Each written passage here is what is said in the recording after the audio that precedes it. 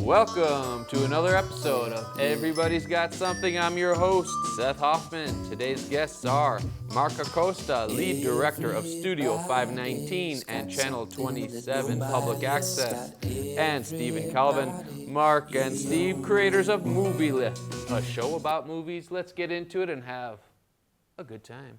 Cool. So, Mark, it is a pleasure to have you on this side of the camera. Yeah, thank you. For those of you who don't know, Mark is the brains behind all the things that make this show work. So thank you for all you do to make this show happen and all you do for so many shows. Tell us a little bit about how you got started on the channel and your life a little, just so we can get to know you. Cool. Yeah, well, thanks for having me on. Yeah. It's interesting to be on the other side of the camera here in the hot seat. So Yeah. it's good to experience what other people experience, the Yeah. nervousness before you go on and stuff. But thanks for having me on. My name's Mark. I grew up here in Albuquerque, born and raised, and I guess I could talk about how I got involved in the public access channel was through Windfire Productions, the company I work for now. We started off doing, we still do sports stuff, but I kind of started off doing a lot of sports stuff for them. Used to do stuff for UNM. We still do stuff for Isotopes. And that's where I kind of first got started doing camera work and got a lot of experience doing that. I also have a degree from UNM in journalism and mass communication and one in English. Oh, okay. But really a lot of the hands-on experience I got just working through this company. And so a few years ago, maybe around 2018, I had a friend that was working at the old iteration of the public access channel. And he said that they were needing some help out with certain shows and stuff. So that's where I first got started. And then when they revamped the public access channel a few years ago, I had some experience helping people with shows out, and I knew how to help people run shows and get an outline going and loading in clips and all that sort of stuff. And so, And had you, when you were younger, was this something you were interested in, as a kid? I mean, I was always interested in media, video production, movies, TV, stuff like that. And I actually watched public access a lot as a kid, which not everybody did. As a teenager, there used to be a lot of cool shows I watched, like Hemp TV, Pilates Productions Live was a fun show. And how old were you when you were watching these shows? Probably 12, 13, 14. I remember watching that, and I thought that'd be a cool job when I was a kid. Like, oh wow, helping people film and local were your parents shows. like, what are you watching? Or was that on the show or there? Well, that was just in general, I guess. But yeah, I always thought, I never thought all these years later that I would become involved, but I got on this path of doing camera work, and I got involved in local media type stuff, and I really love this job. I love helping people, film podcasts. We have bands in here, and I really love your show. Your show truly is the definition of a local show. Oh, right, yeah. You have a lot of local people on here, and I've gotten to meet a lot of cool people through well, shows like this and everyone without exception, they're always like, man, that guy is awesome. He just made me feel so comfortable. Oh, thank you. So you, in addition to your technical skills, you have, I think your just personal demeanor just fits it, because you have something that just puts people at ease, which is, as you probably know, a lot of people get nervous when they sit up here for the first time. Yeah, I try to make this place as calm as possible. And a lot of me, I think about the people that work at the news stations and how hectic it is. They have all the different lower thirds, chyrons, the different images they have to put up, all the teleprompter. And this place is a lot more calm. We film podcasts, we try and make it as easy as possible for people. And I think it's a nice, calm place for people to come learn how to do video production and stuff like that. So what are some of the different things? Walk us through part of your day, the different kind of tasks that you do to make a show like this or any of these shows happen. I guess my job's sort of a combination of just general studio maintenance, making sure everything in the studio is operating, all the camera equipment, and I want to shout out Travis and Eddie and our other crew members here, because it's not just me. We have a crew of people that do a really good job. Travis and Eddie are in the booth right now. We maintain the studio, make sure the cameras are all operational, all the technology's working, clear space off the computers. We send a lot of the stuff to the channel when people give us the completed episodes. But then also the other part is the actual directing of the shows. When someone comes in here, whether it's an interview show like this, whether it's a band, we have theater groups come in here, they'll film stuff on the green screen, sketches, things like that. We always talk about what are you wanting to film today, and then we'll go over, sometimes people have a few images they have that they want to throw up on the screen, or they have some videos that they'll throw to. So kind of just go over what are your, we call them assets, what do you have in the system they're going to throw up and stuff like that on screen that we can talk about, anything like that. We load into the system, we kind of have a little outline we go over, so that I know when you mention this is when you want this image to come up, or we'll have a clip, we'll cue something, we'll throw to it. And Travis might have thrown to that camera where you can kind of see you saw our overhead shot of the studio. So some people have seen your show, we have this desk side, but then we also have the side where people perform sometimes on the platform and things like that. It's we have a green screen, so there's a lot of different ways that people can set up whatever you want to film. The studio does have its limitations, but we have a lot of things that we can help people do and stuff like that. What are some things that you've learned from when you first started this that you're like, ooh, I didn't realize this, but as time went on, you've learned just about the job or about people to make it go better? I'd say as long as you know what you're wanting to make, I can really help you make it. If you don't know like maybe the technical side of things, like as long as you know what you're wanting to come in here and film, you know what your interview's about, you know what your sketch that you're going to film, or you know band you're going to do a few songs like. But I've learned that usually the hardest part of, I always tell people this, the hardest part is like the very beginning of it. Like the first few minutes of an interview, or like when we're first starting to record a band, sometimes you have to restart or like reset real quick. But once you kind of get rolling into it, then everything kind of eases out. And I say that with overall shows, like people who have recurring shows, and you might have experienced this, like the first couple episodes, you're kind of feeling out what your show's about and you're kind of learning, but then it gets easier and easier. Like, so now you're on this episode like 33, right? Yeah, so like by this time, like you know what you're doing, you know, it's pretty easy to roll into each one and stuff. Yeah, at the beginning, I remember at the beginning it was like the night before each episode, like what is we gonna do tomorrow? And then after a while you're like, oh, it's just like you're gonna be talking to someone, and you know. But you always have those butterflies no matter what, even though you have the experience, because you still never know what's gonna happen and stuff. Right.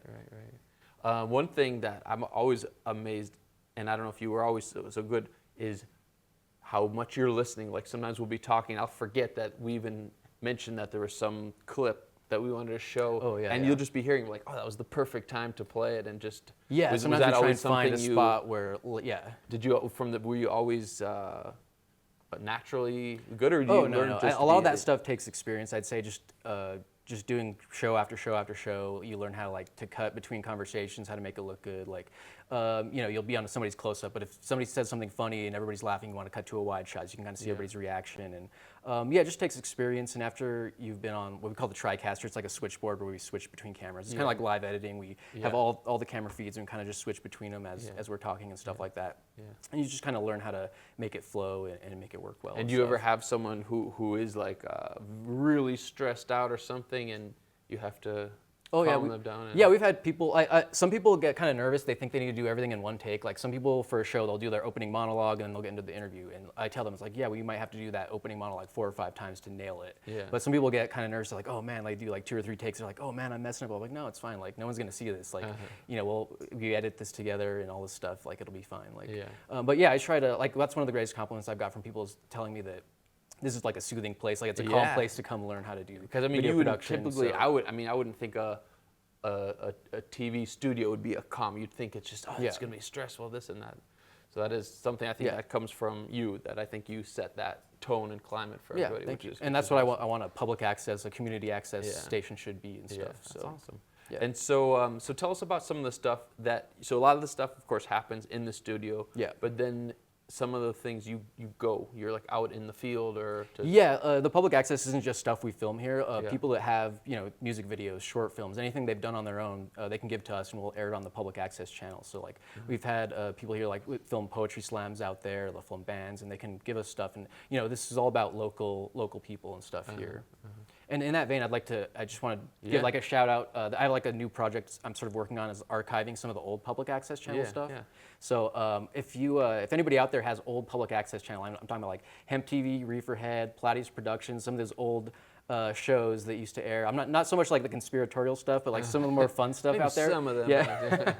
But if you have any of that stuff, even if it's on like VHS, if you email us at studio519abq.com, I'd love to try and archive that. I can get some of that, digitize that, and give you back the original copies. But I'd like to start like a show like they did maybe like Channel 27 Flashback, where we show a lot of that old stuff that used to air back in the day, just sort of nostalgia-wise. Like if there were some of the conspiracy theory, it'd be nice to see like which ones came true and which ones didn't. You're like, revisit somebody like 20 years later. Buddy. Or like, he knew. How did he know? That'd be funny. Nice. And so, how does someone go about? For those, if someone's interested in doing a one-off or a show, like how someone who's watching saying I'd like to do this, how does someone do that? Do they contact you? Basically through our website, studio519abq.com is our website, and there's a calendar on there. And the first thing to do would be come in for a tour. We can kind of show you what the facility is, what our capabilities are. We can show you the control booth and and the sets and stuff like that, and we can go over like what your general idea of what you wanted to film was. Yeah. And then usually then you can sign up for like a time slot to film something. We'll be here to help you. And that first one, can be kind of a rehearsal, and you can kind of feel out what your show wants to be. So some people have we have a few people that have like weekly shows or bi-weekly shows, like yours is a recurring show. We do have a lot of people that have like one-off projects and things like that. So we will help people. Some people come here and they'll have like a 6-episode like thing they have an idea of doing a podcast for, and like that's it and stuff. But yeah, people come in at all intervals. So we'll just kind of talk to you about what your ideas are and how we can help you out with that and stuff like that. Okay. So this is an incredible resource, and so how again did this get to be here, and who funds it? I mean, how does it, the logistics are just as far as like, so people like. I know the guests when they come on the show, they're like, "This is too good to be true." Like how you must be paying like $1,000 an hour for. So for those who don't know, how is this here? Yeah, I could give you like a brief history of like public access, I guess, and how it works in Albuquerque. But like in the 70s, there was a law passed, a federal law that required a lot of local cable providers to provide a local channel for a lot of cities and stuff like that. And so in the 70s, a lot of public access channels started, and I believe 79 was the year that public access started in Albuquerque. But basically, public access, at least in Albuquerque and certain other cities, is partly funded by Comcast. So like a small percentage of everybody that pays a Comcast cable fee here in Albuquerque, a small percentage of that goes to help fund the local channel. All right. And so that's why it's free for people to use. It's a free facility. Basically, people pay with their content. Like whatever you come in here to film, like you let us air this show on public access channel, you also get it for your YouTube and stuff like that. Yeah. But that's why it's sort of free for people to use. Yeah. And certain cities have kind of given up on their public access channels. They've sold off the resources for it. But Albuquerque, luckily, we have a really robust channel. We actually have one of the best public access channels in the nation still. Like, we really have a great facility. We have a lot of people that come in here and use it. And I think we really stand up for what public access is. Yeah. I mean, it's really so it does sound too good to be place. true sometimes. But locally, it's a great spot for a lot of people to use. And everybody should stand up for public access because it's a great resource for a lot of. We reached out to like a lot of different areas in the cities, like I said, theater groups, different organizations within the city and all over. We've worked with and stuff. So incredible. Well, it's great to get to have a chance to talk to you, and we're going to lead into our next segment, which is, you want to just give us a little intro? After working in public access channel for a few years, me and my friend had an idea for a public access channel of our own. So it's called the Movilith. We just talk about movies. That's kind of one of our passions. All right. So we'll movie bring lovers, Steven on and we'll have more. Stay tuned to hear about a great show about movies. So let's get into that. Looking forward to it. Yeah, thank you. All right.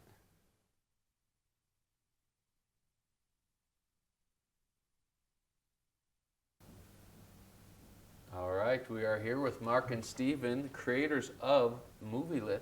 Yeah. Tell us about it. First off, you fellas have known each other a while, I understand. So maybe we can get the sort of the behind the movie story of how this show came to be. We've known each other since like second grade, I'd say probably. Yeah. Elementary school. Were you in the same class and everything? We had third grade and fourth grade together, but we knew each other before we were in the same class, I think. Like in second. Do you remember your teacher's name? I'm always curious. Miss Hubbard was our third grade teacher, and then Miss Rushing was the fourth grade teacher, right? Or no, actually, I had the different third grade teacher. Yeah, I had Miss Weitz. Miss Weitz. Okay, so Miss Rushing in the fourth grade was the one we had the same one, right? Yeah. And then we had a different teacher in fifth grade. And you just kind of connected. You're like, this guy's pretty cool. Yeah, we always had like similar tastes in like movies and just other stuff like that. So I remember we would do a lot of imaginary games back out in the on the playground. In the playground, And then we had pretty crazy imagination. Yeah, and who would have thought like maybe in about 20 years let's do a cool show about movies.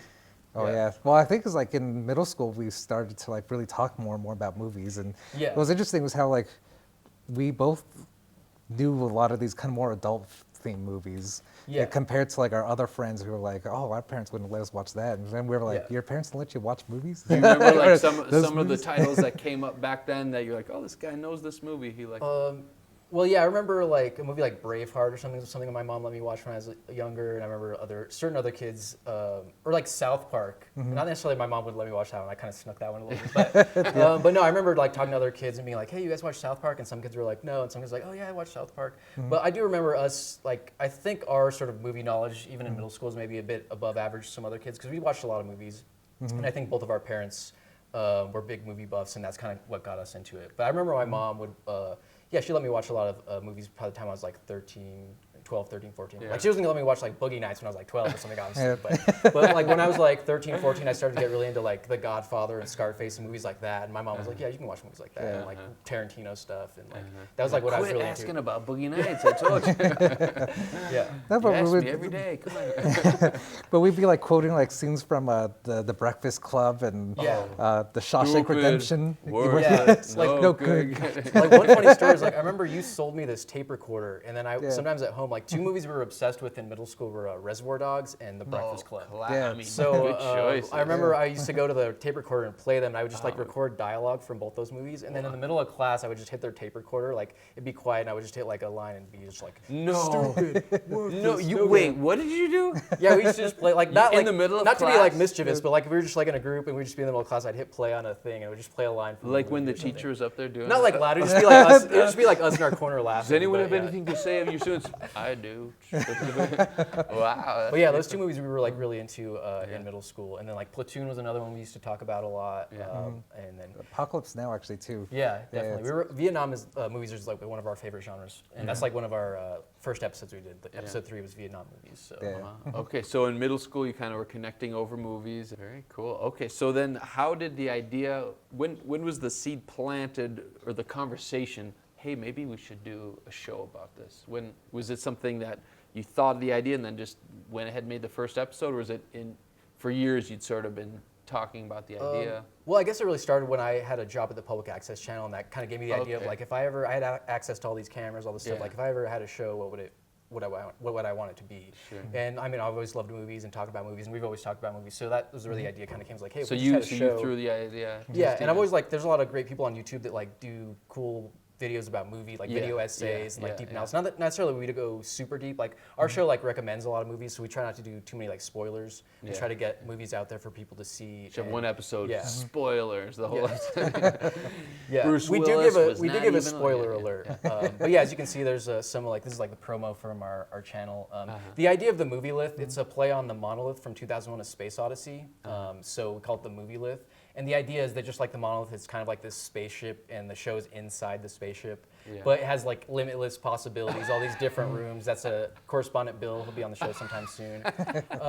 But yeah, we just talk about movies. We show a lot of clips over what we're talking about, and we just like to try and recommend people to movies to people. And how do you do these other things? That you like prepare that and then you just have it on the show? Like how? Yeah. Like, and well, every episode's broken down by genre, so it starts off with us picking what's the topic for this episode. Gotcha. So, like, we have an episode coming up talking about like coming of age movies that all take place in a single day. That was one of Steven's ideas. Wow. So we're gonna talk about like American Graffiti, Dazed and Confused, Breakfast Club, and probably like Superbad. right. See, Those it's movies all take interesting how place you've in a been. single Most day, people like, probably wouldn't even think. yeah. Well, I never even realized. I guess those movies were just in one day. Yeah, I guess we kind of get into the idea of like genre theory, like how movies are sort of Yeah. grouped together, or broken up, and stuff like Yeah, that. that's But, probably like a cool just like exercise, just creating genres and thinking like, oh, wow, I never realized how many fit in this genre.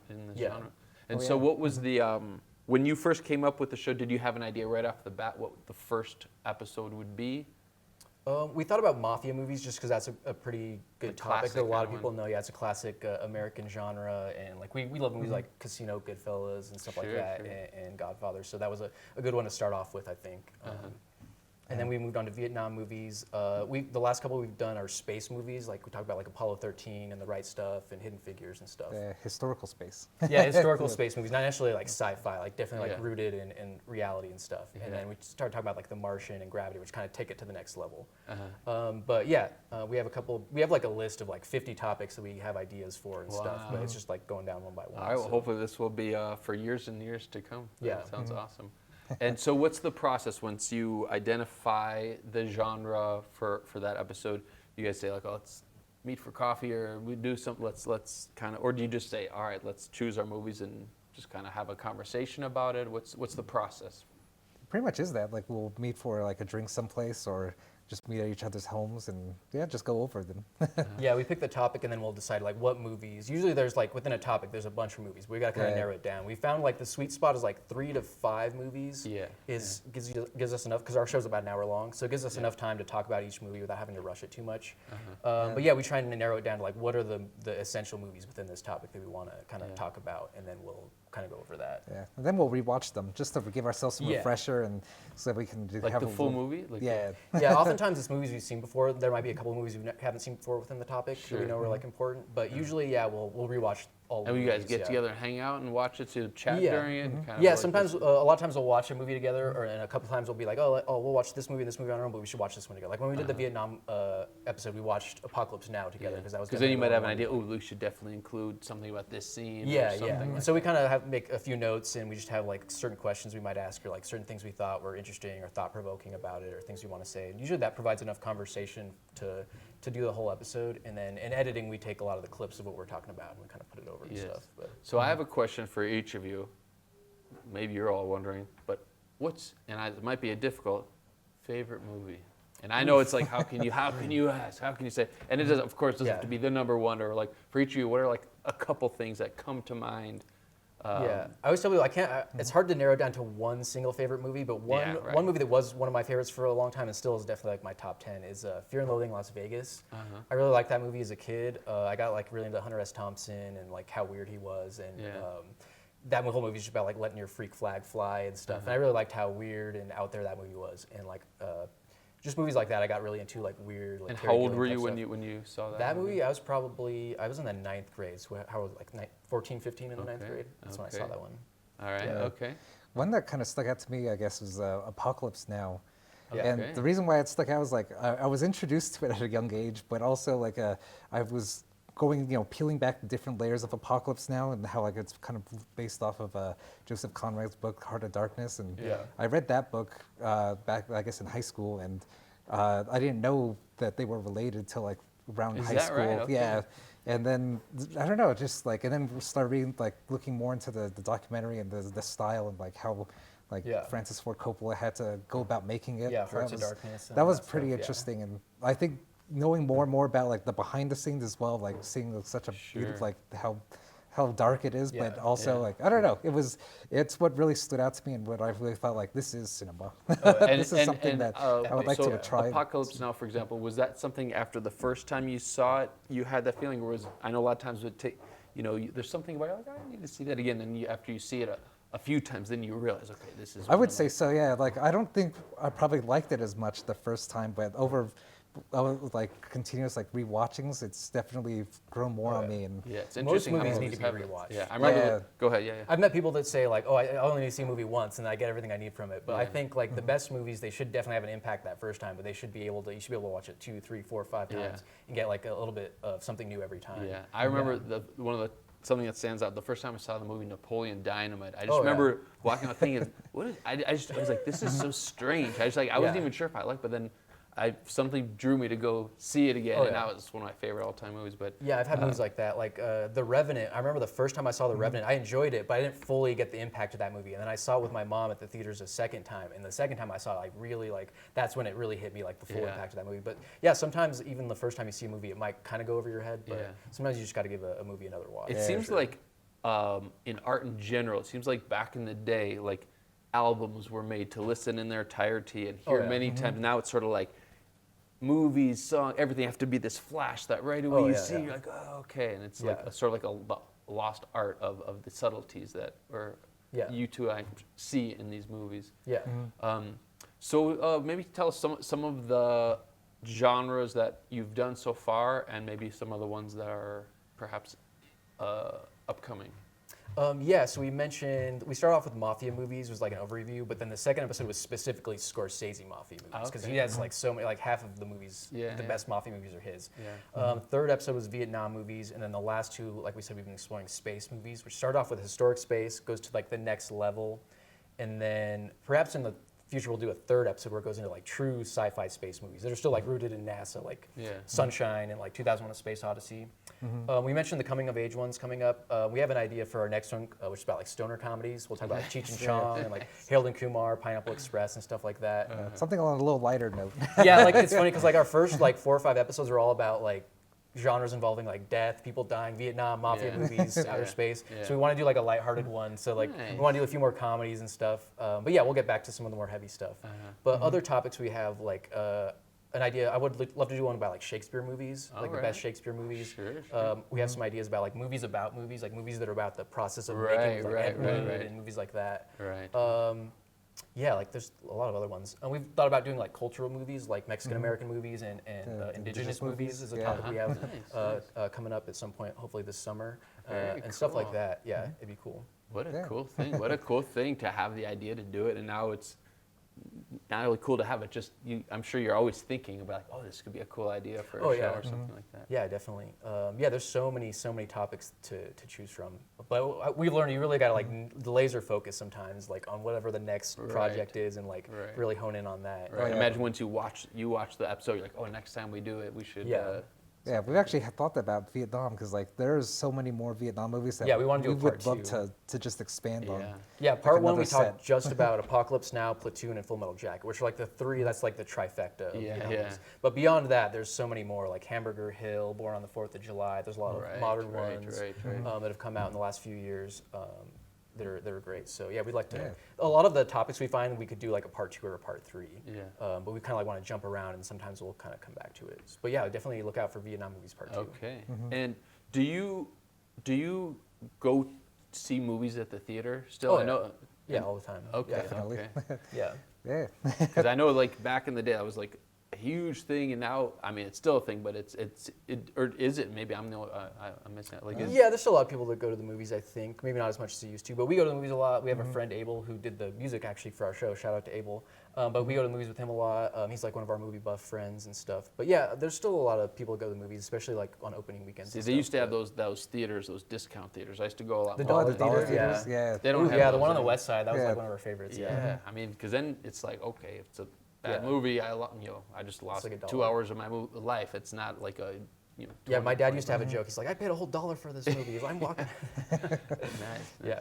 And so, what would you say? I'm curious for each of you. What makes a good movie? You know, so many people like it's. Of course, some people think some movie's the best movie in the world. Someone's like, that was terrible. Yeah. So when you're watching a movie, what are some of the things that you're going through your mind that, you know, you're early on, you're like, oh, this is a good movie, as opposed to it's not worth it. I'd say like a passionate collaboration. Definitely. How do you mean? Because like it's the movies are all made up of like different little like sections, like cinematography, the editing, the director, like a bunch of different the arts. actors, Right, all the collaborating efforts. into one, like set design, costume design, music. Yeah, and everybody contributes. Like they just give it, they all give it their all, and it can translate into a really good film. Yeah. Even if like the budget's not there, like still like people that are very passionate about their project, it translates. Yeah. And you can pick up on it. Sure. Yeah. Clearly, we know budget does not directly translate to how good the movie turns out to be, as we see. For me, it's like I try not to be like elitist about movies. Like I'm not going to try and compare like Casablanca to like Harold and Kumar. Like I judge each movie on its own merits, and if it fulfills what it's trying to do, if it's a good movie for what it's trying to do. So like I like, you know, quote unquote highbrow movies, lowbrow movies. Like it's just about enjoying cinema overall. Sometimes you want just like a stupid comedy. Sometimes you want something that's really deep and stuff like that. But anything, like you said, passion. If it's like a lot of times a movie is like a person's baby. It's a story they're like really dying to tell, and it's still a collaborative effort, and stuff.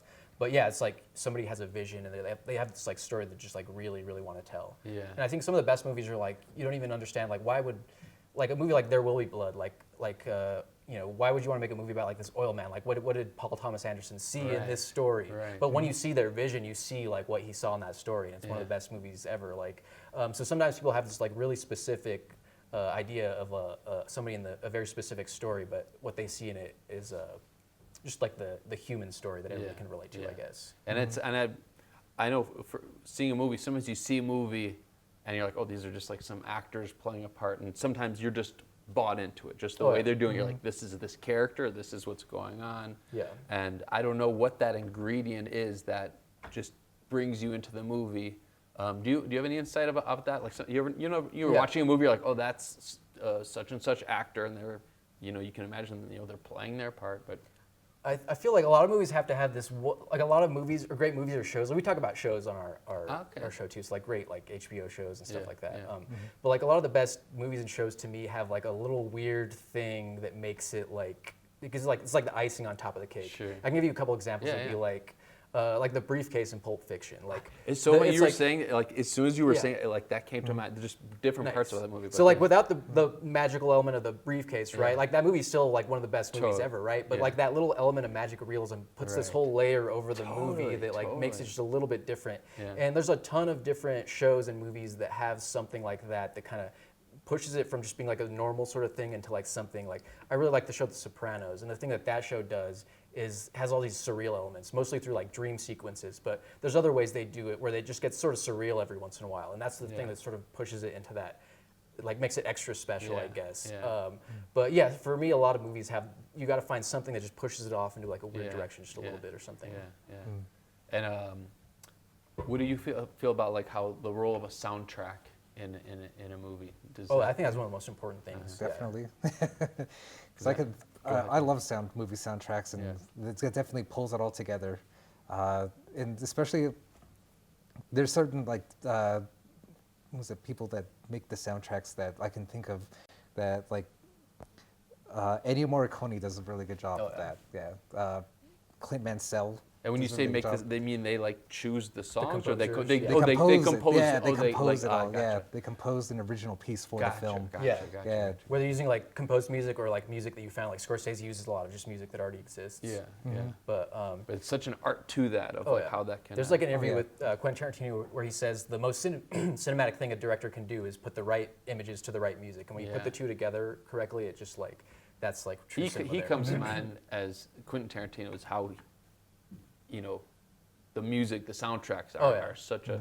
For each of you, do you have something that comes to mind of a specific movie that the soundtrack to you is just a masterpiece in itself, how it goes with the movie? Oh yeah, it's Clint Mansell is the composer. The movie, I have to. I'm spacing it just right now. Rachel Weisz. The Fountain? The Fountain. Yeah, there you go. Nice. The Good Fountain. teamwork. Yeah, exactly. But The Fountain is just such a beautiful like musical piece in there that like Death is the Road to Oz. I don't know if you ever seen The Fountain? I haven't. Oh. Yeah, it's a cool like surreal movie with Rachel Weisz and Hugh Jackman and stuff. Yeah. But yeah, that one has a great soundtrack. Like you said, anything with Ennio Morricone is amazing, like his Western stuff. Or Once Upon a Time in America is sort of one of his more underrated soundtracks.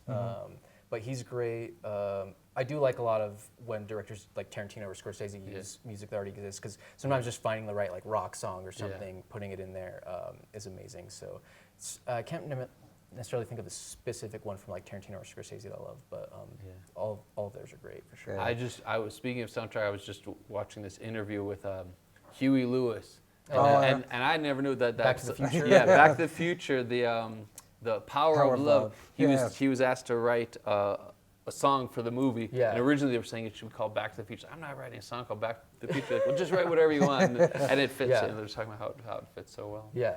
No, and he has a cameo in the movie too. As the guy that sure, you're just total. Yeah, that's funny. I didn't even know that till just a few years ago. Yeah, I saw like a YouTube video where somebody mentioned that, but that's cool.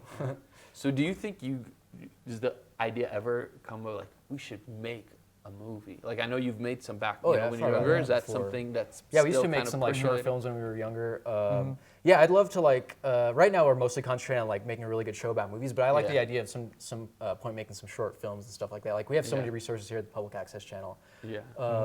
But yeah, I've thought about that before, and like done some just like creative writing on my own and stuff. But that's still just in the gestation phase. But maybe someday in the future, Yeah, cool. Definitely. Because we both talked about our different ideas on certain films. So I'm thinking like the wealth of knowledge that the two of you have. The Movilith, the movie. Yeah. the full, movie about the a motion TV show. picture. Yeah. like Wayne's World, sort of. Yeah. Like. Oh yeah. Well, speaking of Wayne's World, actually, like that's where I learned how to do certain like production stuff, like the thing in the movie where they because that's a show about a public access show and stuff like that. But the whole thing in the movie where they go like 5, 4, 3. Like that's where I first learned how to do that. And that's how we do that here at the studio. You don't say the one because you don't want to hit the record and you hear one on it or something. But yeah, it's just stuff like that. Wayne's World's a great movie. Yeah, that is. So tell me, Ichu, what do you love most about making this show? What is it that you love about it?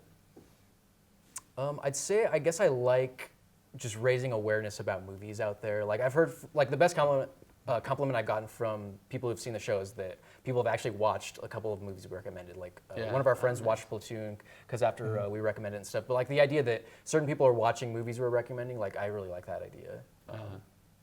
Yeah, I like that. I just like talking about movies. Yeah. With my friend here. Yeah.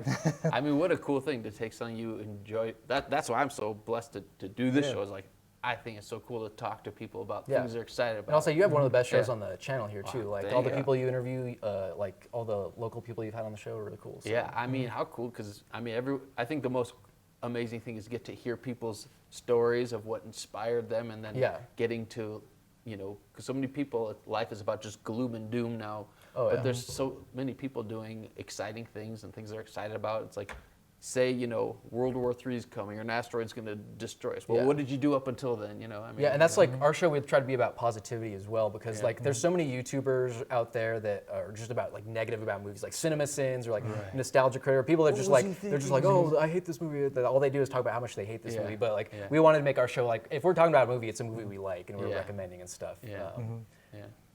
But Very cool.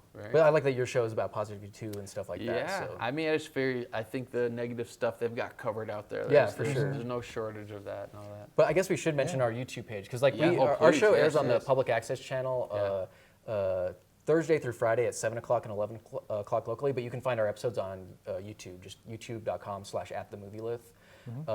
We only have the first 3 and some other clips. I'm getting the 4th one on there. I got a copyright thing on it, so sometimes I have to re-edit some clips and things like that. But the 4th and 5th should be up there soon, and we've been pretty productive this last couple of months, so we got like a few more episodes coming out soon. So that'll be cool. And in time, would you like to ideally like be putting out one episode a month or every couple of weeks? Like, what is it? Just kind of how it flows, or what? Maybe one every other month might be good. We're at the point where we're able to do like one every maybe 3 months or so. But I think I've gotten better at like editing them faster, and we've just gotten like faster at kind of putting them together. I think now that we have a few episodes under our belt. But yeah, if we could maybe like do one every other month, like 6 episodes a year would be nice. Because our show is kind of dense. Like there's a lot packed in there. So like we talk a lot about different movies and like a lot of like clips over what we're talking about, and actual like full clips too here and there. Sometimes we'll play like a mini game here or there, but like it's kind of dense. But yeah, so it takes a little while to produce, but. We just like we want to make it every episode like super good. So. Very cool. I forgot we do have one clip, so maybe I can throw the clip first, and then on the other side we could talk about. But we have this one clip from one of our last episodes where we were talking about space movies, and there's something we noticed about one of the characters is in all 4 movies. So we could. So if people want to get an idea of what our show kind of talks about, we could throw this clip real quick here. Check it out.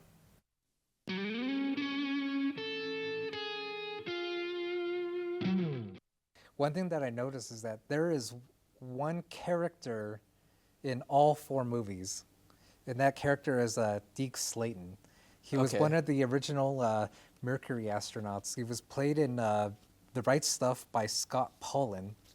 And then when we go to Hidden Figures, he's very small. You just see him in the background, really. When they introduced the Mercury astronauts. But you see him in the background. That's played by Evan Holtzman. And then in First Man, it's played by Kyle Chandler. Interesting. Yeah, and then in Apollo 13, then it's like Chris Ellis is the actor. Deke is one of the original Mercury 7 astronauts, ladies and gentlemen, and now he's our boss. He hands out the astronauts' flight assignments. That's what's interesting about like looking at these movies in a group as a genre is like you can sort of see how they all relate to each other and a lot of the crossover with characters and things like that and actors even.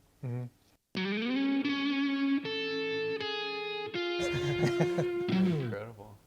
Well, it must be cool. And as you're watching movies now, maybe you get like new movies that you're seeing. They can start to see it. Maybe like new genres or categories can come to mind.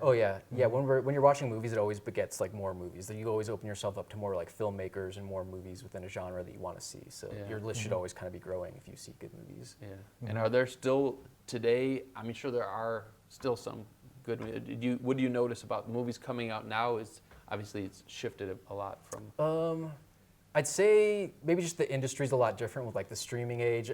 Unfortunately, a lot of movies just kind of go under the rug. Like good movies will come out on like Netflix or something, and it's just so oversaturated that not a lot of people maybe necessarily see them, but I guess just like word of mouth and the buzz like through YouTube and people talking online, like a lot of movies still get a lot of recognition and stuff. But like you said about like theaters aren't necessarily what they used to be. A lot of people still go to theaters, but it's just I guess a little bit different. There's still a lot of great movies, and maybe even now like is one of the best times for like filmmakers that don't have a lot of resources to be able to make movies. But yeah, it's just different now a lot, I'd say. Yeah, definitely. Well. But I usually try to follow. Well, I follow like a lot of directors that I like, and it's about like following some of your favorite That makes filmmakers or sense. actors. That makes sense. yeah, or even like some actors too. Like it's not just it's not always just the directors. Right, there's certain people who like rarely do a bad movie. How I don't know. Oh, that Yeah, and then you can always like follow up through like IMDb. And they'll have their future projects. So then I just kind of keep a lookout out for that and see try to see where it's gonna like either come out on theaters or come out on streaming, and then just so I can take a look at it. Well, I'm excited for where your show's going to go, and I hope it's many episodes to come. And maybe in time you're going to have some of the people from the movies will want to be a guest on. So you'll be like, Ben Affleck, okay, but maybe we'll fit you in next time. I'm not sure. We'll see. All right, well, just let me know. But yeah, we're maybe starting to open up the process of having guests at some point. Like now that we kind of like know what we're doing. So yeah, maybe we'll have you on at some point. Like, is there a topic you like movies that would be interesting? Or I mean, let's see.